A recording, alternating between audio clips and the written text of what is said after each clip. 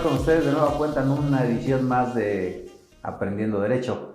Y hoy, por supuesto, que hay un tema que nos llama mucho la atención, no solamente por lo que está pasando en México, sino en otras latitudes. Por eso vamos a hablar un poquito de Derecho Internacional. Y para eso hemos invitado a una catedrática de la Universidad de Ciencias Jurídicas, egresada de la Universidad Autónoma del Estado de Morelos, donde hizo también su maestría, y que, bueno, ya tiene más de 20 años de experiencia en el litigio y en el ámbito académico. Así que es un grato honor saludar a la maestra Karina Oropeza Vitel. ¿Cómo está, maestra? ¿Qué tal? Qué gusto que nos acompañe. Gracias. Igualmente, pues bueno, ya aquí reanudando actividades presenciales y pues un gusto trabajar con ustedes y que me permitan también este espacio, ¿no? de difusión y pues que se vea el trabajo también que hacemos, ¿no? No, muchas gracias, maestra. Bienvenida. Se ha preguntado usted seguramente qué es lo que está pasando en realidad con Rusia y Ucrania. ¿Cuáles son las consecuencias económicas, políticas, diplomáticas, gente que está en medio de estas diferencias entre dos presidentes de dos países? El rol que juegan los países colaterales del resto del mundo. Ahí son preguntas que a veces no tienen respuesta, a pesar de que constantemente estamos viendo las noticias. Así que hoy vamos a tratar de aclarar esos puntos y pues qué mejor hacerlo de la mano con la maestra Karina Oropeza. Maestra, ¿cómo ve esta gran diferencia que existe entre Ucrania y Rusia? Parece ser que el hombre no se limita al poder, quiere más poder y más poder y más poder.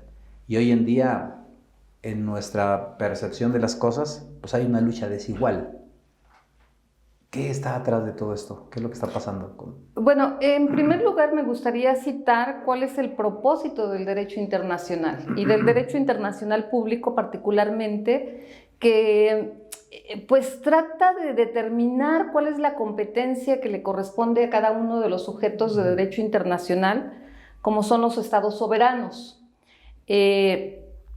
Y también uno de los objetivos pues es mantener la paz y la seguridad en toda esta comunidad internacional, ¿no? Indudablemente pues es ancestral que hay una convivencia, ¿no? Y sabemos también históricamente que esta convivencia no ha sido pacífica, ¿no? Precisamente por ostentar el poder, ¿no? Ese poderío territorial con un Alejandro Magno, o ese poderío, ¿no? con el Imperio Romano, con España cuando se da este descubrimiento de América, pues ¿qué es lo que tratan de hacer? Pues expandirse, ¿no? Y aquí hay intereses de tipo económico, ¿no? Sin duda, ¿qué es lo que más ambicionamos? Pues esos espacios donde puedo obtener beneficios, ¿no? Como es la riqueza de esos recursos naturales, ¿no?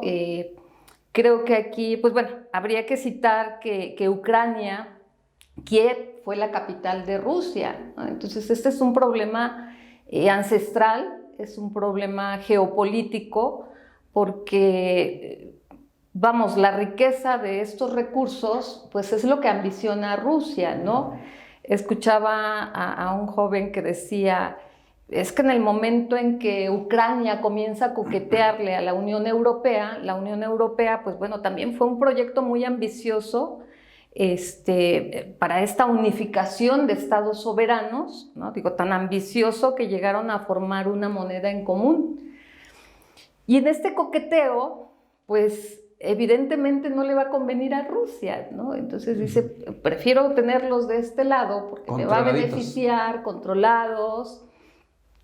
Y bueno, es parte de lo que genera esta discrepancia, ¿no? Lamentablemente, pues aquí hay víctimas, como son los civiles, claro, ¿no? Como son los civiles. Sí. Y la verdad es que este tema nos lleva a plantearnos varias situaciones, ¿no? Situaciones como la diplomacia, vamos, cuando hablamos de diplomacia, es la representación de México, bueno, de todos los estados, frente al mundo, ¿sí? Frente al mundo. Y bueno, México tiene representación, vemos un fenómeno que es, ¿qué pasa con los connacionales que se encuentran allá, ¿no? Ahorita venía escuchando en la radio que hoy parte el avión que viene, creo que de Rumania, no sé, con temor a equivocarme, ya viene para México, ¿no? Entonces, ¿cuál es la obligación de México en ese caso, ¿no? Donde se extiende nuestra soberanía, ¿no? Lo que es el principio de extraterritorialidad, en términos muy comunes, es extender nuestra soberanía, nuestra representación en otras naciones. Y entonces una de las funciones del cónsul es precisamente atender la problemática en la cual se puedan enfrentar nuestros connacionales, ¿no? Entonces, ¿qué es lo que dice? A ver, mexicanos, pues hay que salir, hay una situación aquí de riesgo y lo más prudente pues es que salgamos, ¿no? Ahí está la colaboración. Ya aquel necio que no quiera tomara su propia decisión, pero el Estado te brinda esa oportunidad. Claro, ¿no? claro. Aquí a una profesora mexicana que ha trabajado en Ucrania y decía, yo no me quiero regresar a México, yo me voy a quedar aquí en Rumania, precisamente, porque yo quiero que esto termine pronto y yo me quiero regresar, porque aquí están mis amigos, aquí está mi trabajo. Y pues bueno, tampoco se les puede obligar, ¿no? Claro. Si eres mexicano y no quieres aceptar este tipo de... La propuesta está ahí, tú decides. De ayuda y vamos, como representación mexicana, pues están obligados también, ¿no? A atender la situación.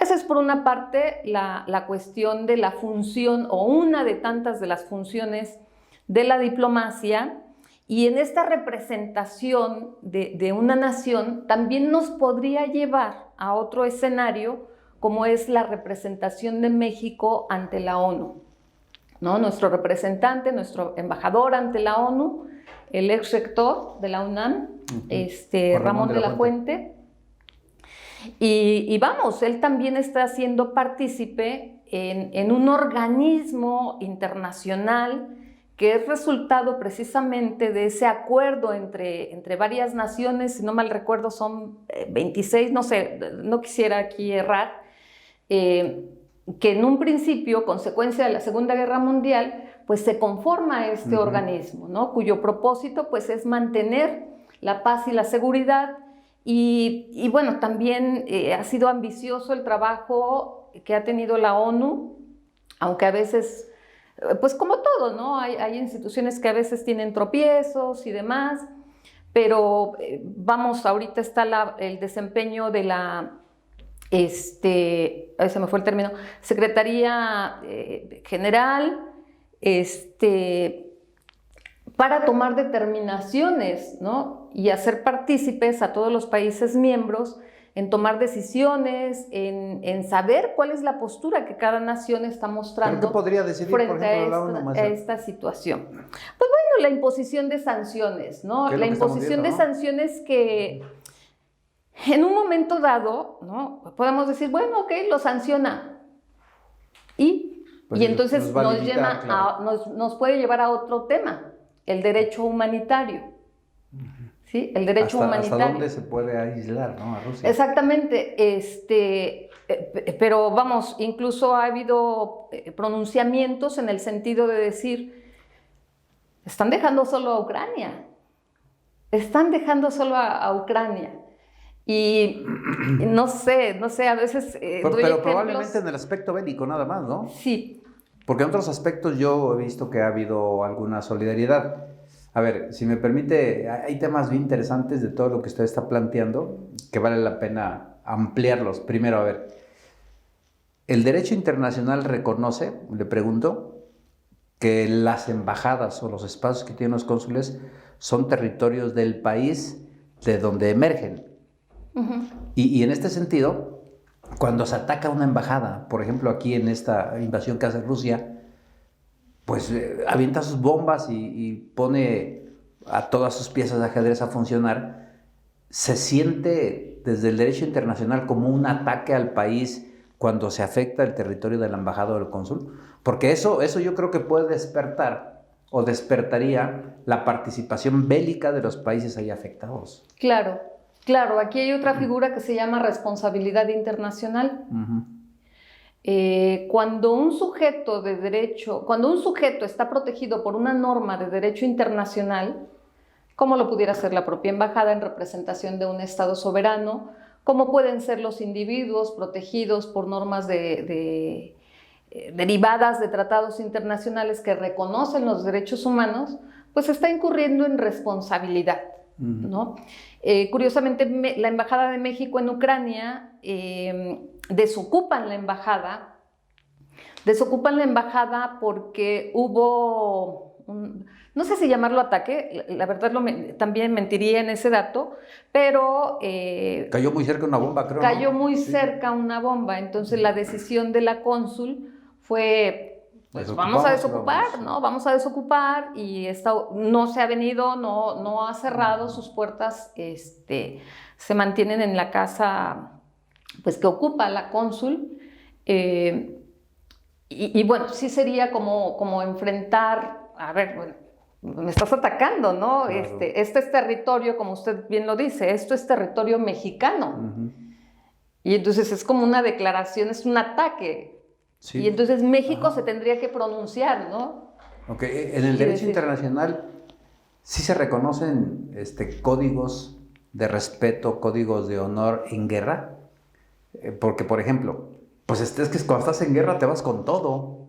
Esa es la dinámica. Sí. Pero si hay limitaciones como para ver, espérate que no vaya a caer la bomba a la embajada, o espérate que no vayas a afectar a la población civil, o espérate que no vayas a atentar contra la Cruz Roja, por ejemplo, cuando se trata de ayuda humanitaria. El derecho internacional reconoce esos aspectos. Justo eso iba a mencionar, Cruz Roja, por ejemplo. ¿Qué pasa con hospitales? ¿Qué pasa con escuelas? De las propias embajadas, ¿sí? Hay áreas que tienen que ser respetadas, ¿no? Que como pues, Estado invasor en este caso, pues debe de reconocer que hay zonas que no debe de afectar, ¿no? Sin embargo, pues no queda exento de que lo haga, ¿no? De que en un momento dado... Pues, claro, es que parece... Y viene la parte, ahorita recuerdo una entrevista que le hacen al doctor Sepúlveda Amor sobre qué pasa con estos sujetos de derecho internacional que no cumplen con una sanción.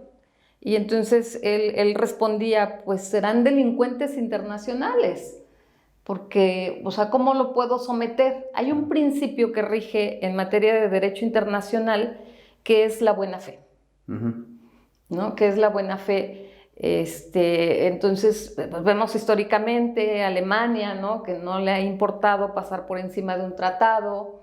Yo creo que aquí también habría una situación semejante, ¿no? Que no obstante que existen tratados que permitan una sana conciliación, pues puede pasar por encima de ello, ¿no? Es que son ahí viene el impacto también de cómo vamos a responder internacionalmente frente a esta situación, ¿no? ¿Qué dice nuestro representante ejecutivo? No lo acepto, ¿no? O sea, debemos de estar en paz, debemos respetar la soberanía. O sea, ya hay un pronunciamiento de Rusia, no estoy de acuerdo contigo. Y hay sanciones, ¿cómo explicarlo? Estas contramedidas de decir, ok, pues ¿sabes qué? El evento deportivo se cancela. Situaciones económicas, ¿no? Va a haber bloqueos para Rusia. Entonces, este tipo de sanciones, pues finalmente sí llegan a impactar, ¿no?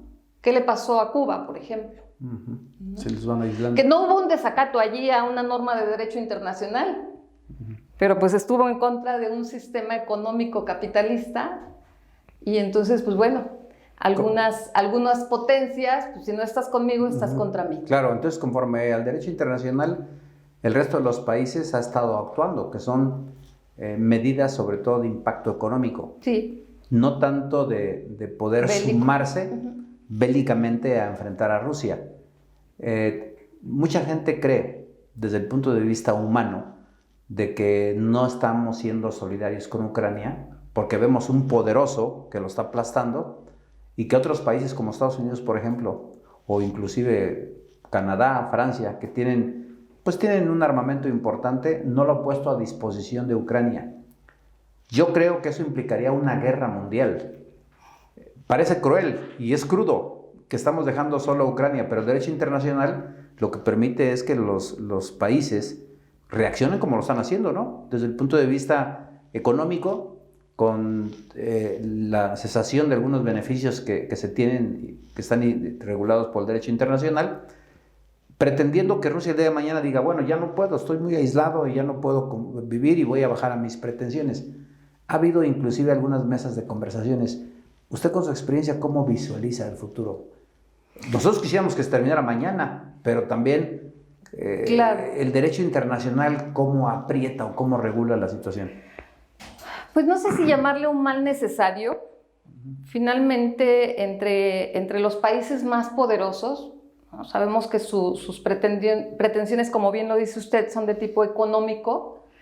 Yo creo que aquí lo más sano para todos es mediar, y no dudaría que se logre esa mediación, ¿no? Que es precisamente otro tema de derecho internacional, los medios pacíficos de solución, ¿sí?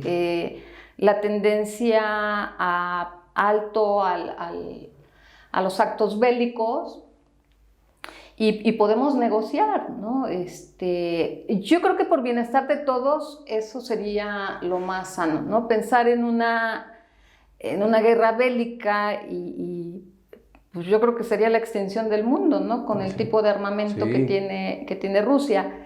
Entonces no creo que sea conveniente para nadie, ¿no? Sí hay una situación donde pues, estamos dejando solo a Ucrania, pero cada nación tendrá su razón, ¿no? La Unión Europea le dice en este momento, al solicitar la incorporación a esta unión, mejor nos esperamos, ¿no?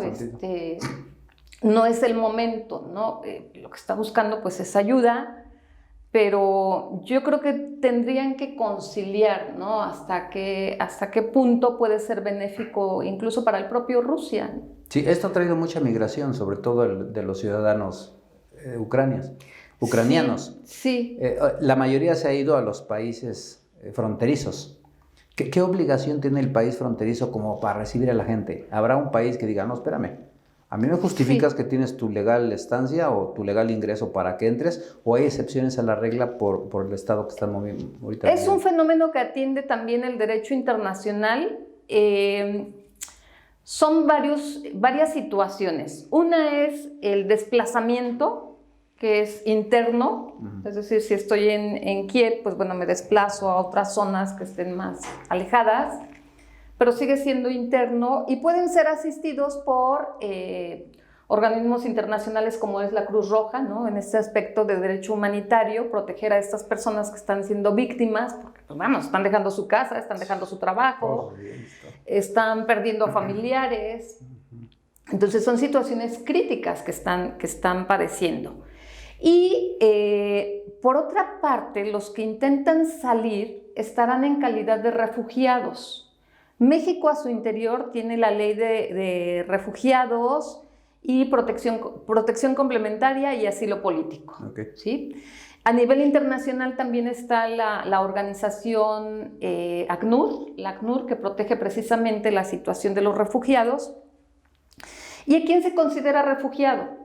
Pues en un principio histórico se hablaba del refugiado como aquel que tenía la necesidad de salir de su país por situaciones de ser perseguidos por una ideología política, por situación de raza, de credo religioso, y ahora se ha extendido, si me permite leer lo que dice la Convención del Estatuto de Refugiados.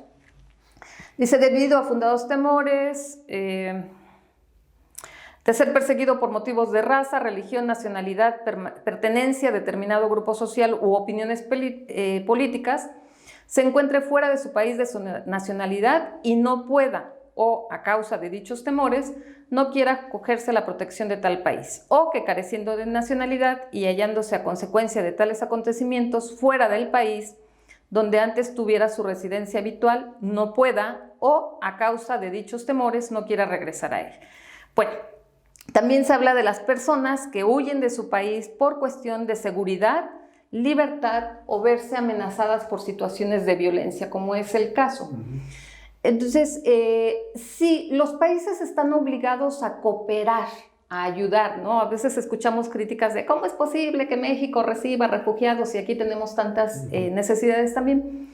Pues bueno, hay obligación de carácter internacional, ¿sí? Hay obligación de carácter internacional de aceptar a quien lo solicita, porque tiene que ser previa solicitud, a quien lo solicita su calidad de refugiado, ¿sí? Está la situación de la migración, el que ingresa, hablemos de nuestro país, el que ingresa a México.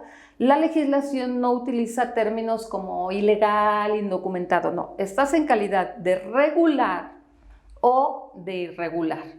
Sin embargo, en cualquiera de ambas calidades goza de los derechos, pues sí, de los derechos fundamentales que se consagran en la Constitución. Si se aprueba mediante resolución, tiene que ser una declaración del Estado donde reconozca la calidad de refugiado, ¿sí? Hay casos excepcionales, como no sé si recuerdan el caso de periodistas afganos, donde de manera inmediata el secretario de Relaciones Exteriores aprueba el ingreso en calidad de refugiados sin que mediara este procedimiento. ¿Por qué? Por una necesidad de extrema urgencia. Entonces, lo mismo podría suceder si personas que quieran salir de Ucrania pidan calidad de refugiados en México. Yo creo que bastaría justificar que son ucranianos para que se dé la hipótesis, así es, no requiere de mayor, mayor trámite. Justificación, sí, no requiere de justificación. Y vamos, México históricamente pues ha mantenido las puertas abiertas para extranjeros. México es un país amigo.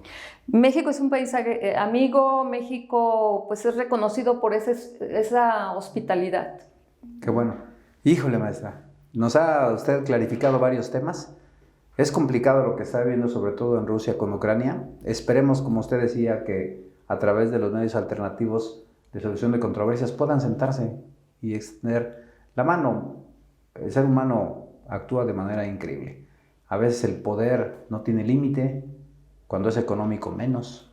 Y creo que es lo que está pasando del otro lado del mundo. Pues ojalá y amanezcamos en breve tiempo con una nueva noticia de que todo está en santa paz. Sí, ojalá, pues bueno, hay una estabilidad económica, ¿no? Al interior y si le sumamos también los factores internacionales. También.